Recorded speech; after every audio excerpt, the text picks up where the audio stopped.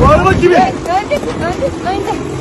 Bursa Gürsu'da çıkan yangında yürek burkan görüntüler kameralara yansıdı. Haytap gönüllülerinden biri kucağındaki köpekle birlikte alevlerden kaçarak araca sığındı. Gözyaşları içindeki gönüllünün hayvanı bir an olsun bırakmadığı görüldü. Diğer gönüllüler de barınaktan kurtardıkları hayvanlarla birlikte araca bindi. Hem hayvanları kurtarmaya çalışan hem de alevlerden kaçan gönüllülerin yaşadığı panik anları saniye saniye kaydedildi. Gelemem ki kucağımda Yangının etkilediği mesire alanında bulunan onlarca kuş türü de güvenli bölgelere taşındı. Aralarında tavus kuşları, papağanlar, muhabbet kuşları, keklikler ve sürünlerin de bulunduğu çok sayıda hayvan ekipler tarafından kurtarıldı. Kartları aldınız mı, tamam mı?